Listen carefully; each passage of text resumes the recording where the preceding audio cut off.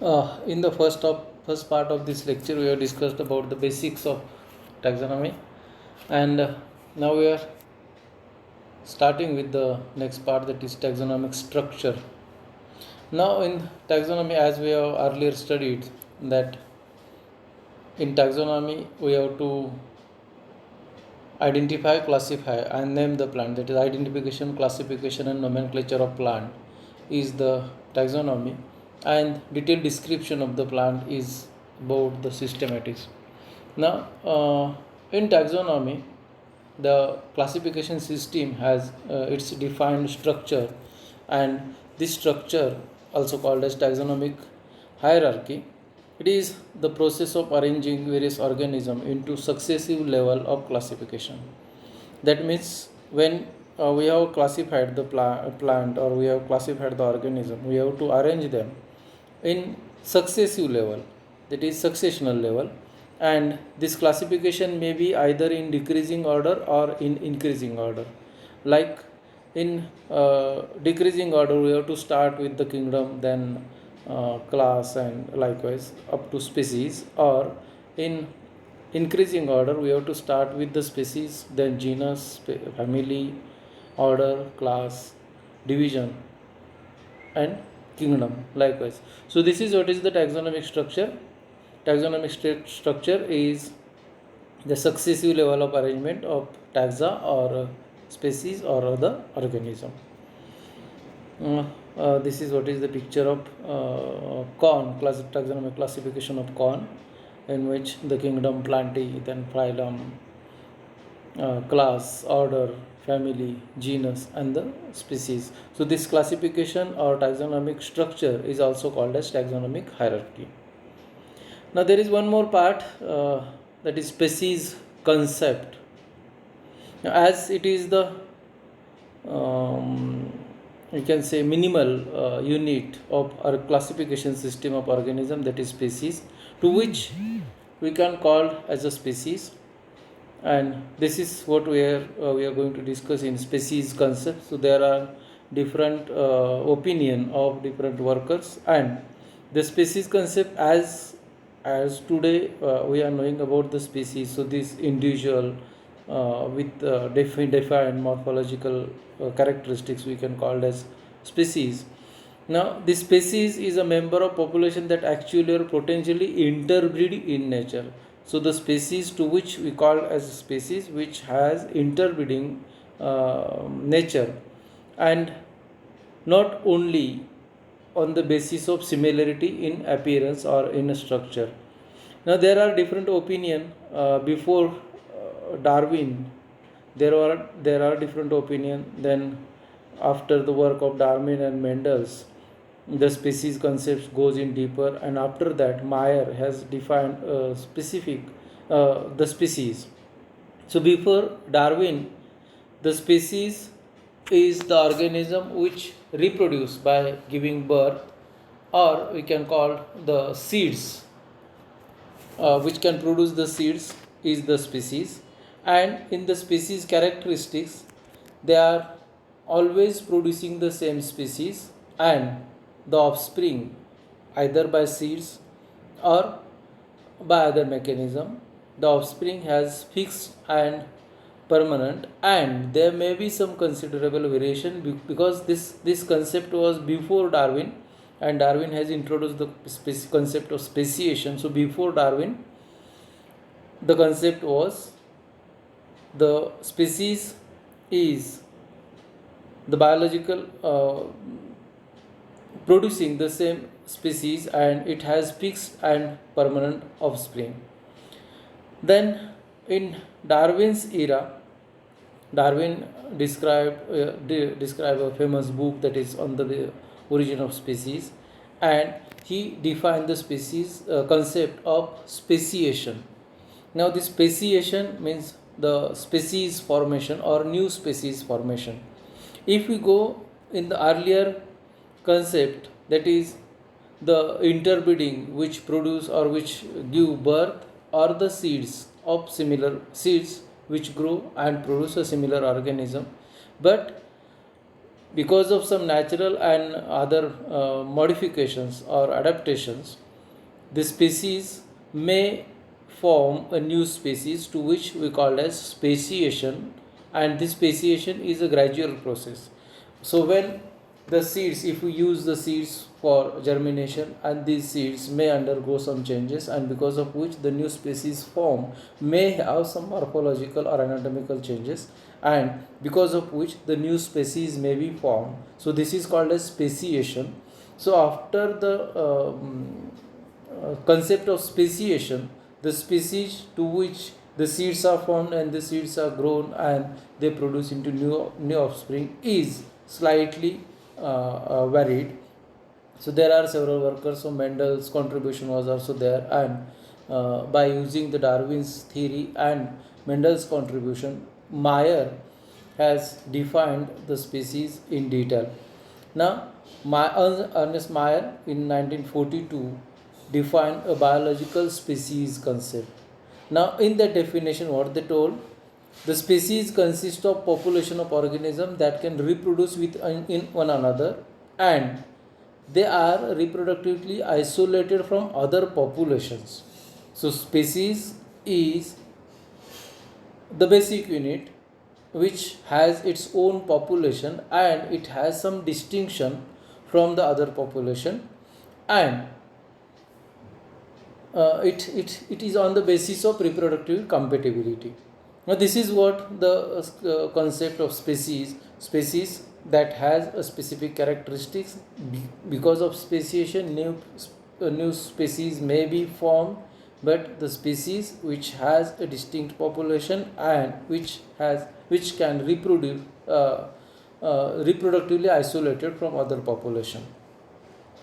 Now there is one more concept, that is types of taxonomy.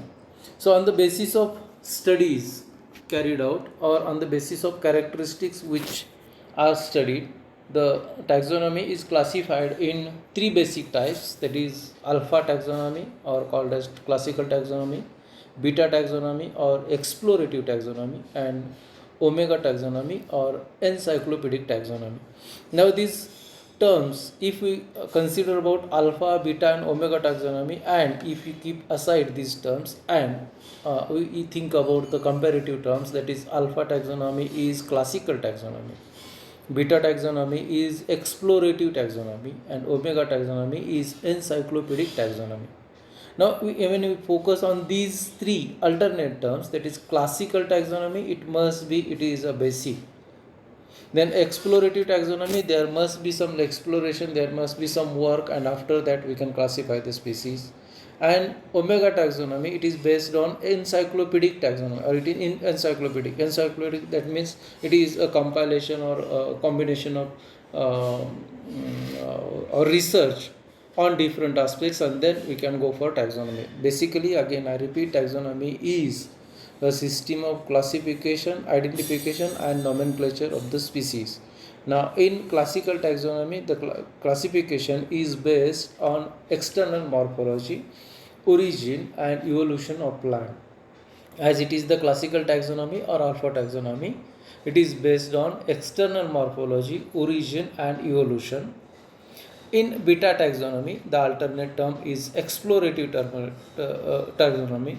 It includes the morphology, embryology, cytology and anatomical characteristics. In alpha taxonomy, we just classify the plant on the basis of external characters. In beta taxonomy, we have to explore the plant on the basis of internal structures, embryology, cytology and anatomical characters. And in omega taxonomy, as the alternate term is encyclopedic taxonomy, it has wide scope, because encyclopedic taxonomy, in that we have to collect the information on the species, or we have to search the data about the species, and on the basis of data, I will discuss this term in next slide in detail. So on the basis of that data, we have to classify the species. There are three more terms, that is cytotaxonomy. Again, the word itself is indicative. Cytotaxonomy, it must be on the basis of cytological characters. Then chemotaxonomy, again the term is indicative. Chemo, that is on the basis of chemical composition of the species. Now this is comparatively this complicated, because on the basis of chemical structure that we have to go for the chemical structure, that is carbohydrate, proteins and all like this, and on the basis of that we can also go for alkaloids, then carotenoids, tannids, nucleic acid, fatty acid likewise. So on the basis of chemical composition of the species we can classify the species. Now this particularly comes when there is a speciation, new species are formed from the earlier species. This may be because of breeding, this may be because of some environmental factors, and the new species is formed. When the new species is formed, it must have some similarities with the earlier one, that is the mother species.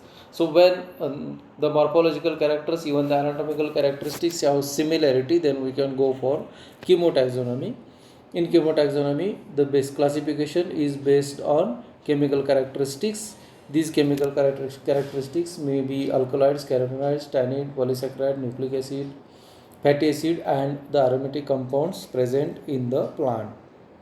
And the third one, karyotaxonomy, again the name is indicative. Karyon, that is nucleus. So on the basis of chromosome and nucleus, again we can go in detail for chromosomal band, that is dark band and light band, and we can find out the we can classify the species. So these are the basic types of taxonomy: alpha, beta, omega, cytotaxonomy, chemotaxonomy, and the karyotaxonomy. Now in our syllabus we have to go in detail with the alpha taxonomy or classical taxonomy and the omega taxonomy. Now alpha taxonomy, it is the discipline of detecting and describing and classifying the new species, as well as revising the classification of previously described species. Now this is again tedious task, because on the basis of morphological characteristics we have to identify the species, we have to classify the species, and in that case we have to compare the species with the earlier data or with the earlier record, and then we can go for classification. Now in that it involve again extensive collection, because on the basis of morphological character we are searching for the classification, we are going for the classification and identification and nomenclature of the species. In that case we have to collect n number of individuals, in number of samples, and then these samples are arranged, then we have to observe them, we have to go for measurement of leaf length likewise. So all morphological character we have to go in detail with the measurements, then we have to go for we have to collect some information, and on the basis of that we can classify the plant. Again it is the basic, that is classical taxonomy.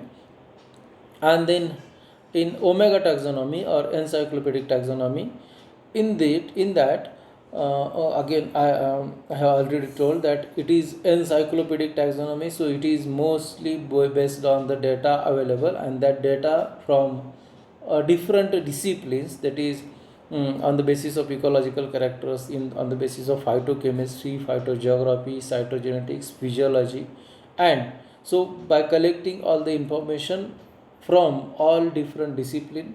For example, if we take ecology, while describing the species, on the basis of classifying the species on the basis of omega taxonomy, we have to find out the localities, we have to compare the localities, and then we can go for classification. So this is what is omega taxonomy. So these are the